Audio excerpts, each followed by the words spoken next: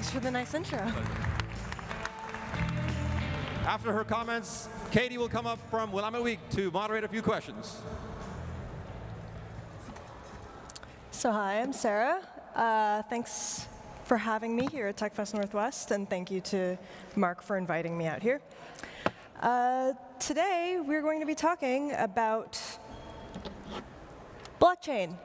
I was a little hesitant to talk on the blockchain talk because actually my first death threat I ever got was a piece I wrote about Bitcoin. You people are very excited about blockchain. So I decided to keep things really neutral and go for ancient history, like 4 years ago. So 4 years ago, I covered the Silk Road trial. I don't know how many people remember this.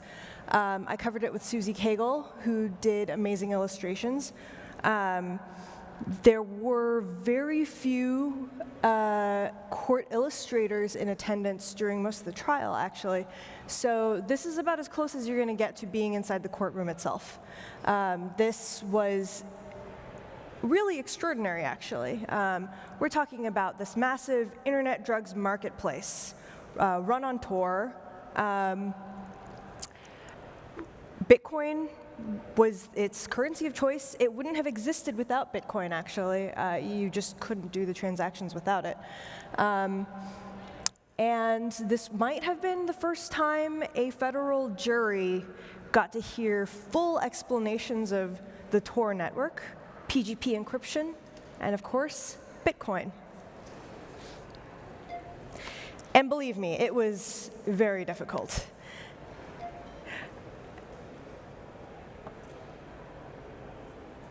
So the Silk Road, internet drugs marketplace, Bitcoin made it possible. It was not something that could have existed before then. Cash isn't quite the same. Instead, here you had buyers that never saw face-to-face, who shipped these FedEx packages to each other, but they would often use sort of these Dropbox locations and not provide each other's like actual addresses. It was just the eBay of drugs. They actually didn't sell guns. They didn't sell child porn. They had standards. But they also sold like cyanide. They sold several unsavory things, but most of it was just drugs. And it couldn't have been possible without Bitcoin. Bitcoin, as many of you likely know, since you're sitting in on the blockchain track, anonymity is not a feature of Bitcoin, because Bitcoin is a massive public ledger. It's public because it kind of has to be, so that you can have these verifiable transactions that are irreversible, which is the entire point of having a decentralized currency. However, if you never manage to link your public identity to your wallet, it might as well be anonymous. However, this does take a little bit of work. A lot of the people here would tumble their money, which means that they would go through this service that would essentially you would put in like, what, 10 Bitcoin, and they would just shuffle those 10 Bitcoin across several different addresses, many different ways, and then 10 Bitcoin would go out into a fresh wallet that wasn't linked to the old wallet. Money laundering, but with computers. For a while, it was thought that it would be near impossible to catch the Dread Pirate Roberts, literally his name that he went by on these forums. But it went down in kind of probably one of the most undignified ways I've ever heard of. He was on his computer, working from home, decided to take a stroll outside his home. First, he tried to go to a cafe, but couldn't find any electric outlets. We all know that moment. And so he decided to go over to the local library, the Glen Park branch of the San Francisco Library. He goes and sits down. I kid you not, in the science fiction and fantasy section of the library, has his laptop open. Meanwhile, keep in mind, this is one of the most paranoid men in the planet. Like, he's got millions of dollars on the line. His laptop is encrypted front to back. He's using PGP on everything. All of his chats are encrypted, so on and so forth. He pops open his laptop, and meanwhile, he's talking to one of his moderators. about business. And the moderator is actually, as it turns out, an undercover cop who's typing away across the street to try and induce him to log into the portal with his computer open, while FBI agents are hidden all around the building, in the library, in the stairwell, embedded inside the library, hanging out. Guy sits down, pops open his laptop, logs into library Wi-Fi. I'm sure he's using a VPN, like a responsible internet drug dealer. And he logs in as the Dread Pirate Roberts and goes, "Okay, I'm in, what's the problem?" That moment, he hears sort of a scuffle behind him, and it's a man and a woman, like a boyfriend, girlfriend, like they're yelling at each other or something, and it's kind of like, uncomfortable. And he gets up to try and interfere, right? Because he's like, trying to be an upstanding citizen. Immediately, the two FBI agents, because that's who they were, tackle him to the ground, grab the laptop, snatch it from him, and then they have his entire unencrypted laptop. And then they take it in the police van, and some guy is out there jiggling the mouse the entire time so that it doesn't go to sleep, so that they can mirror the drive, and they have all of the unencrypted contents. They have account books. They have chats, which are encrypted when they're going in transit, but once you have them on the other end, they're not encrypted. They have his login to the site. They have a whole copy of the site and like various little beta iterations he was working on. They have his PGP keys, his private keys, which would suggest that he is the guy who is using that PGP signature. And they have, most embarrassingly, his diary. Needless to say, this was a case with a lot of evidence against the defendant. It was a pretty good case. Remember the Princess Diary? The whole Dread Pirate Roberts thing, the point was, oh, well, I'm not the first Dread Pirate Roberts. I was recruited to be the Dread Pirate Roberts by the previous Dread Pirate Roberts, whose name was John. I actually forget what his actual name was. And he was recruited to be the Dread Pirate Roberts by the other Dread Pirate Roberts. So there's this long legend of various Dread Pirates Roberts who are not the same person. They just keep handing it off, and the infamy grows and grows and grows. And I kid you not, this was his literal defense at trial. I am not the Dread Pirate Roberts. I am actually the other Dread Pirate Roberts. And all of these crimes that you're trying to pin on me, the other guy did it. Don't know who he is. It wasn't me, in the immortal words of Shaggy. The real DPR is out there. And so who is the real DPR? They offered a couple of possibilities, but their primary guy was actually this guy. Mark Karpelès, another figure from ancient Bitcoin history, aka 4 years ago. He was the CEO of Mt. Gox, the biggest Bitcoin exchange in the world at that point. Mt. Gox, at some points, was handling 80% of all Bitcoin transactions in the world. What happened to that place? Didn't go so well. As it turns out, irreversible transactions can sometimes lead to thefts that will ruin you. He actually just got out of jail recently, like a couple weeks ago. He was in Japan, sort of tangled up in an embezzlement case, and that wrapped up recently.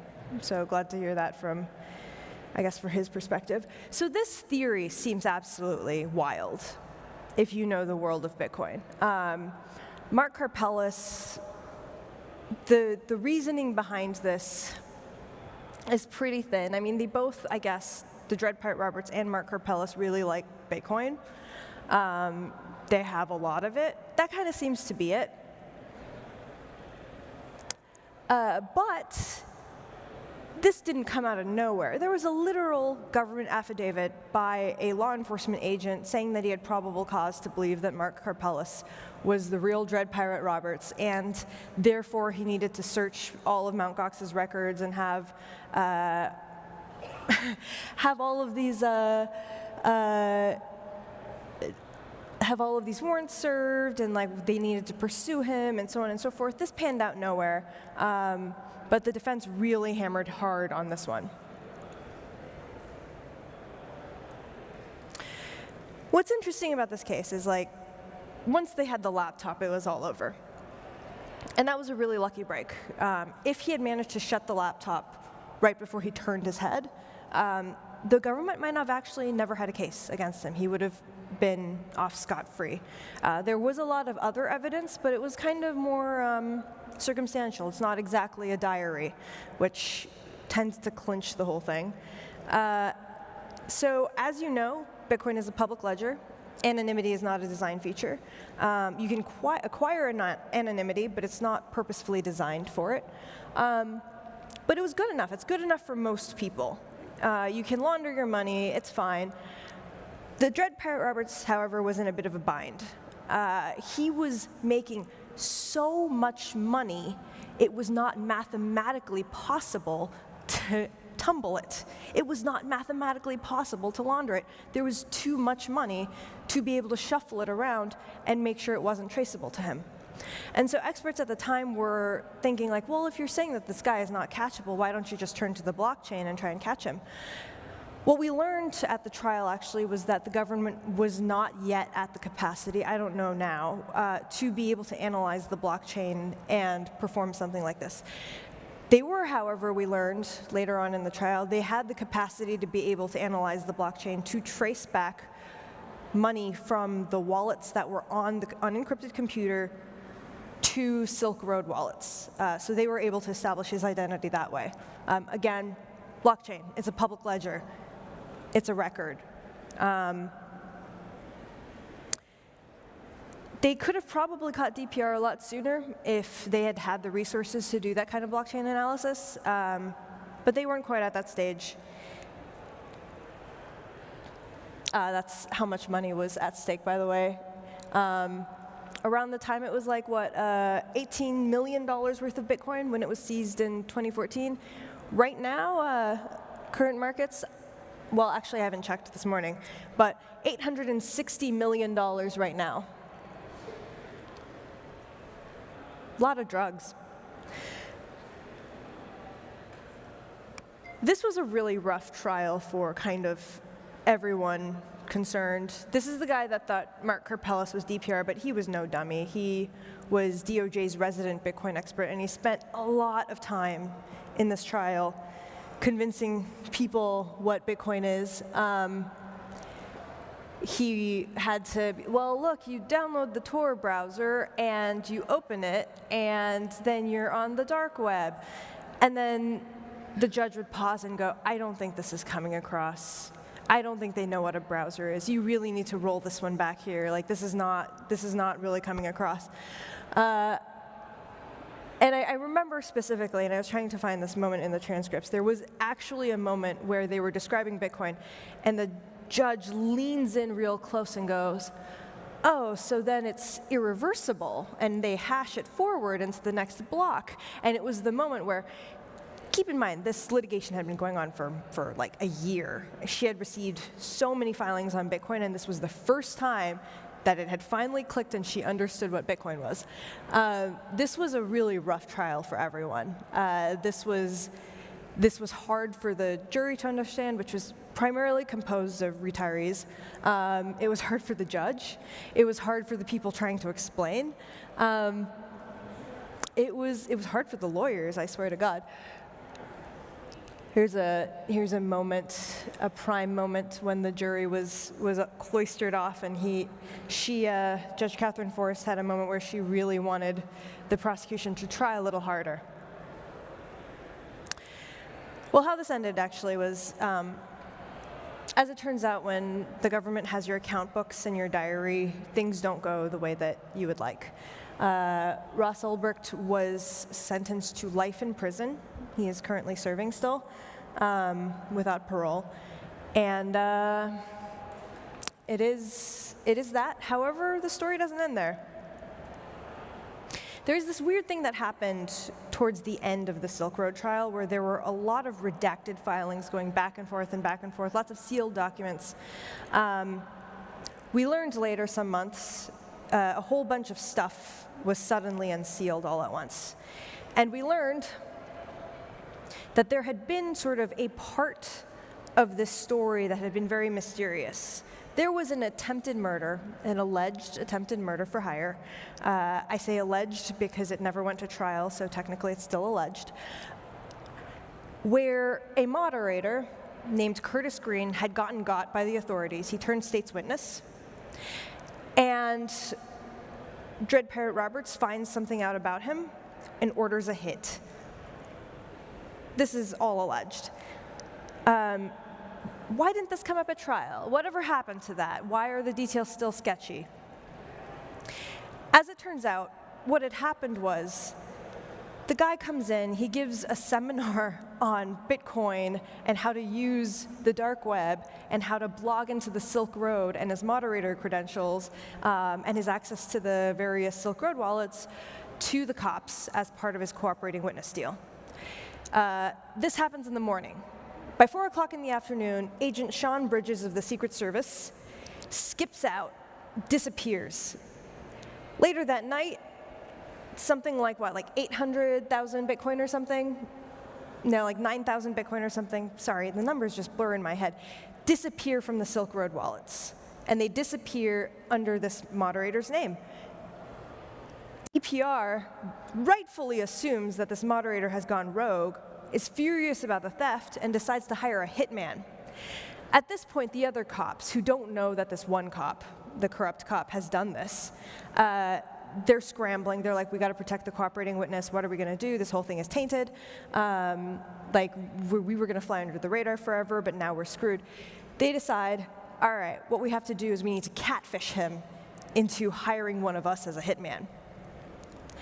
And so one of the DEA agents, literally named Karl Mark Force IV, because this is all a movie script, goes and sits down and catfishes the Dread Pirate Roberts into hiring him as a hitman. Of course, he doesn't kill the cooperating witness. What he does is they stage with, like, I guess, movie effects, like fake blood, an execution scene in the guy's home. They photograph it, Photoshop it a little, and send it as proof of death photos to DPR, who then sends them the bounty of 500 Bitcoins or so.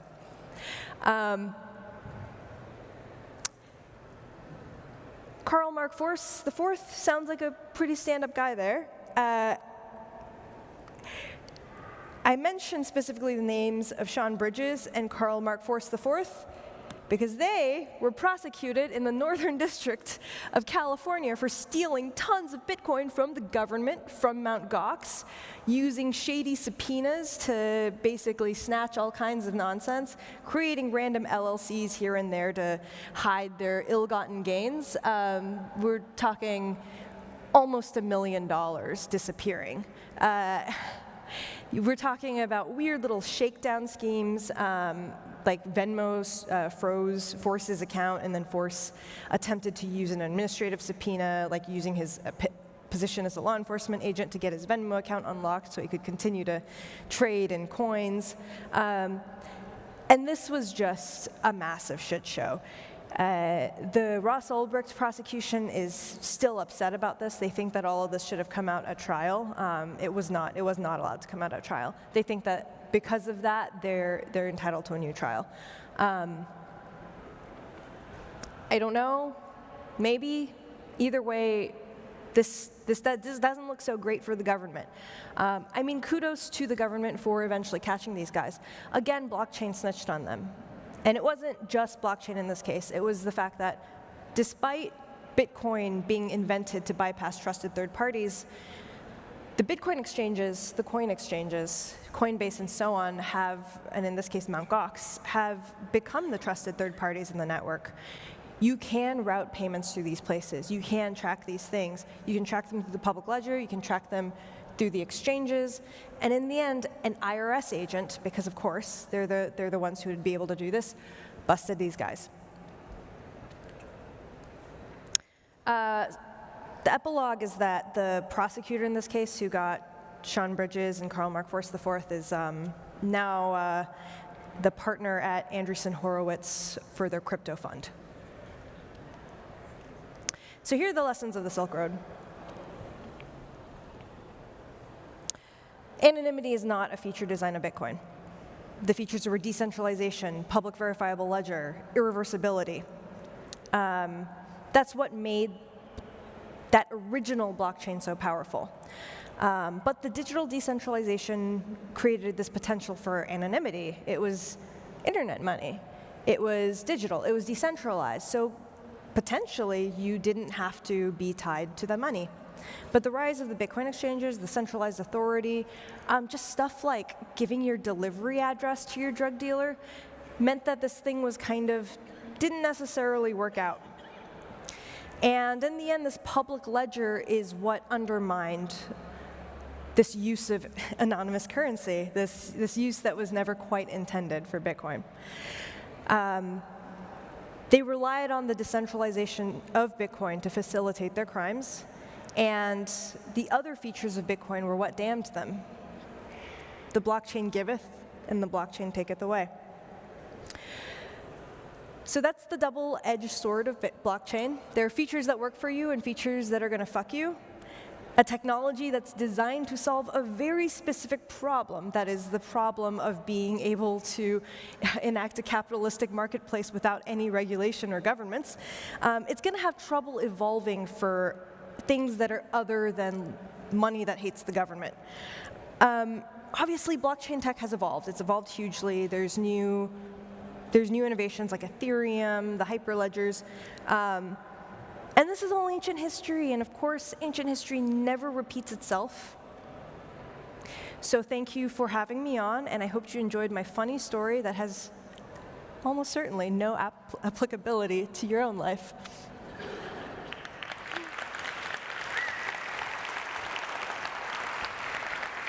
All right, thanks for that, Sarah. I'm Katie Shepard. I'm a staff writer at Willamette Week. And I'm just going to ask you a few questions.